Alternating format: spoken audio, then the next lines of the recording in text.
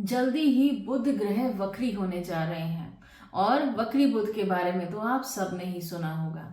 जब भी बुध ग्रह वक्री होता है तो बहुत सारी टेक्निकल चीजें अपने आप ही खराब होने लग जाती हैं। आपके ईमेल्स सही जगह पे नहीं पहुंचते या उनमें कुछ गलती हो जाती है। अगर आपने सही भेज भी दिया तो ये भी हो सकता है कि सामने वाला उसे मिसअंडरस्टैंड कर जाए, क्योंकि बुध ग्रह हमारे लॉजिक को रूल करता है, हमारे कम्युनिकेशन को रूल करता है, हमारे फाइनेंसेस को रूल करता है, एग्रीमेंट्स को रूल करता है, हमारे बिजनेस को रूल करता है।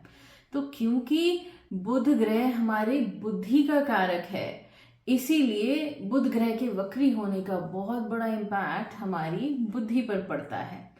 बुध ग्रह की एनर्जी वक्री होने पर बढ़ जाती है, लेकिन जरूरत से ज्यादा एनर्जी होने पर इम्बैलेंस क्रिएट होता है और इस इम्बैलेंस की वजह से प्रॉब्लम्स आना शुरू हो जाती हैं। 26 फरवरी से 21 मार्च तक 2026 में बुध वक्री रहने वाले हैं और इस टाइम पे जरूरी है कि आप रोज सुबह नंगे पैर घास में वॉक करें, क्योंकि इससे ये होगा कि आपका ब्रेन शांत होगा, आपकी डिसीजन मेकिंग सही होगी और आप सही रास्ता पकड़ पाएंगे। मिसकम्युनिकेशंस भी अवॉइड होंगे इसकी वजह से।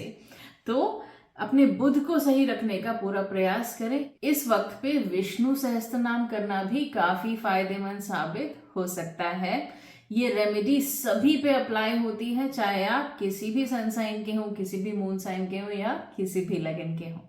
साथ ही साथ अगर आपको कोई बहुत इंपॉर्टेंट डिसीजन लेना है, कोई बहुत इंपॉर्टेंट डीलिंग करनी है, कोई बहुत इंपॉर्टेंट पॉडकास्ट करना है, अगर आपका काम सोशल मीडिया से रिलेटेड है, ऑनलाइन किसी चीज से रिलेटेड है, तो आप कोशिश कीजिए कि जिस पीरियड में बुध वक्री है उस टाइम पे आप अपने कोई भी इंपॉर्टेंट डिसीजन लीजिए ही मत। अगर अवॉइड हो सकते हैं तो अवॉइड कर दीजिए।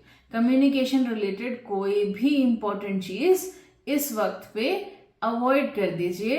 अगर इनफैक्ट आपने शादी का रिश्ता भी पक्का करना है तो इस टाइम पे मत कीजिएगा।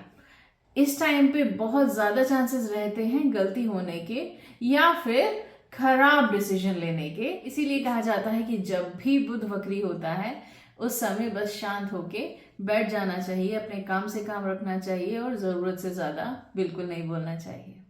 नमस्ते, जय श्री राम।